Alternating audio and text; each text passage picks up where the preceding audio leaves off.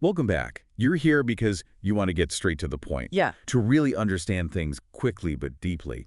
Today, we're doing a deep dive into something pretty interesting happening right here in South Australia. It's about community building, a powerful vision taking shape. That's right. We're looking at a document here from the Punya Foundation and the Maha Yagya Management Committee. It lays out their plans for, well, quite an ambitious project, building a temple and a community center. Okay, so our mission for this deep dive is to get to the heart of it. What are they aiming for? Why is this project, so important for them? Let's start right there. What's the core mission driving all this? Okay.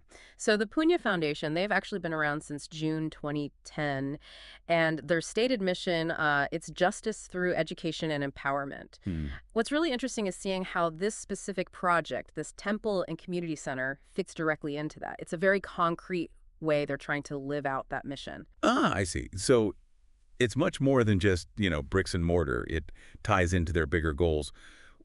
What is that bigger picture they're painting here? Exactly. The document talks about a vision that really goes beyond just the construction. They see it as a way to make sure cultural traditions aren't lost, to pass them on, and also to sort of lift the community up through different support programs, and ultimately, yes, to create a spiritual home, a legacy. Makes sense. But why combine them? A temple and a community center. What's the thinking behind that dual focus? Yeah, they lay out some pretty compelling reasons. For cultural preservation, they actually call the temple the heartbeat of our heritage. Hmm. The idea is to protect those core values, the rituals, the important teachings, so that, kids and grandkids don't lose touch with where they come from. Especially important now, wouldn't you say? Oh, absolutely. That grounding seems vital. And the spiritual side, what's the temple's role there specifically? They describe it as a spiritual sanctuary, a dedicated space, for finding some peace, quiet reflection, maybe connecting with something bigger than yourself.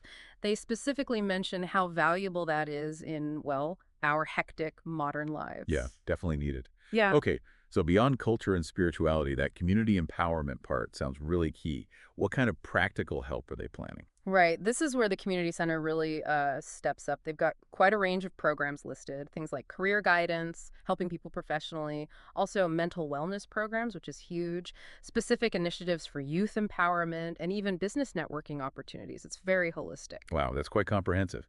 Integrating practical support right alongside the temple functions.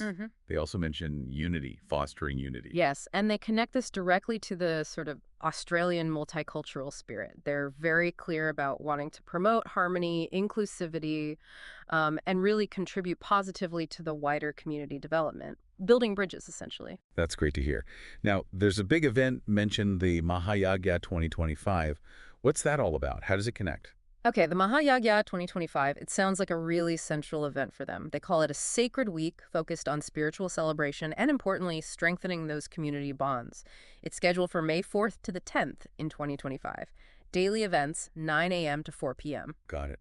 And the location, where is it happening? The address is listed clearly, 32 Damanu Road, Munopara Downs, SA51 West of C. So, specific place, specific time. Okay. Sounds like a significant week.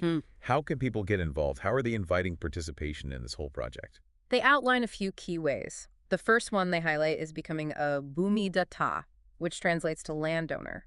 They describe this as the highest act of giving in Hindu Dharma. It involves a contribution of $8,000. $8,000. That's a major commitment. What does that signify for the donor? What kind of recognition is involved? It's significant. They mention special honor during a specific ceremony, the Bhumi Dan Sankalpa, on May 9th, 2025 at 1 p.m. Plus, their name gets inscribed permanently. They're recognized as a sort of spiritual land patron, a founder. It's framed as creating a real lasting legacy. And interestingly, they already have 66 donors out of a target of 108. Wow, 66 already. That shows some serious early buy-in from the community. Definitely suggests strong support. What are the other avenues for participation? Well, sponsoring the Mahayaya event itself is another big one. They have different levels: platinum, gold, silver, bronze, and just donor. The benefits vary, naturally. Things like daily acknowledgments during the event week, Right. opportunities for businesses to get visibility like banners, posters, maybe even setting up a stall. And for the top tiers, platinum and gold, there are opportunities to actually speak at the event, plus invitations to some exclusive spiritual and cultural gatherings. So a good way for organizations to show support and align with this community focus. Yeah. What about individuals, maybe people who can't sponsor at that level but want to help? Absolutely. Volunteering is specifically mentioned. They really emphasize the value of giving time and skills. They're actively looking for people to join the team and lend their energy. Good, and it seems they want everyone to feel welcome at the event itself. Yes, very much so. There's a special invitation extended to everyone for that mass Buhumi Dan Sankalpa ceremony. Again, that's May 9th at 1 p.m. Sounds like a key moment. Okay, and for those who do want to contribute financially, what are the practical details? All the donation info is right there. The account name is NNDR. BSB is 083170, account number 426-108-879. And critically, they mention they have DGR status deductible gift recipients. So donations made within Australia are tax deductible. That's really important information for potential donors, yeah. And if people have more questions or want to discuss partnerships. They've provided a good list of contacts, Mr. Hari Adhikari for community engagement generally. Then for the Maha Yagya committee specifically, there's Mr. Kashi Adhikari, Mr. Narayan Patarai, and Mr. Hari Sharma, who's the coordinator. All their phone numbers are listed in the document. Great. Makes it easy to follow up.